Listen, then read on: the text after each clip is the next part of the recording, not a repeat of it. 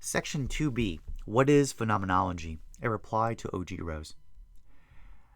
In this video, O.G. Rose makes a robust argument for the utility of phenomenology in a philosophy of glimpses.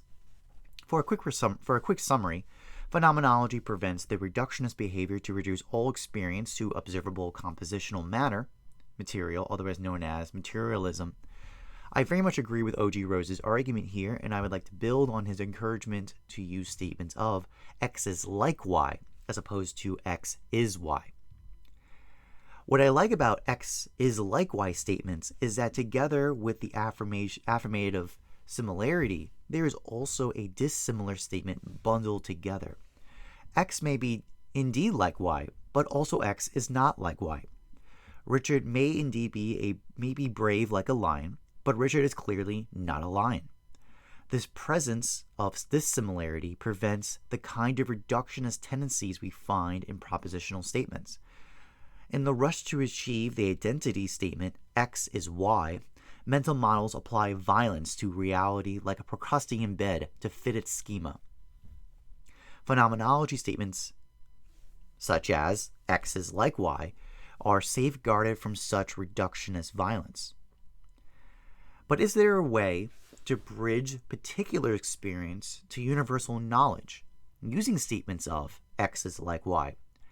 I believe so in a ladder of analogy. At the lowest level of the ladder, there are statements of attribution, similarity between two different objects.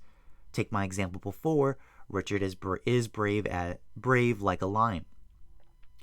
This is the weakest kind of analogy because the dissimilarity seems so much more obvious than the similarity. Contrast Richard is brave like a lion to Juliet is the sun from Shakespeare. The commonality between Richard and the lion was an attribute of bravery, whereas an identity statement is made between Juliet and the sun. Clearly, Juliet is not a star at the center of the solar system, but rather something substantial form is held in common between Juliet and the sun to permit the use of the copula is versus like.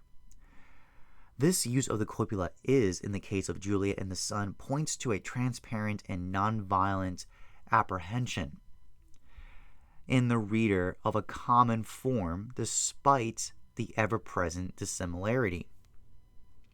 It's just that the similarity is more present than the dissimilarity for Juliet and the sun in its essential form compared to Richard and a lion.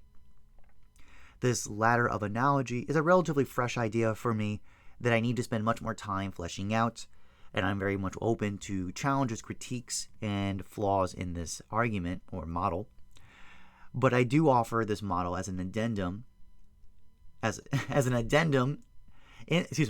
I offer this model as an addendum to complement O.G. Rose's argument for phenomenology because such a ladder of analogy may perhaps be a liminal Oregon we need for this intellectual venture we are embarking together on. Thank you again for your time. I hope this was useful, and I hope you all have a great day. Take care.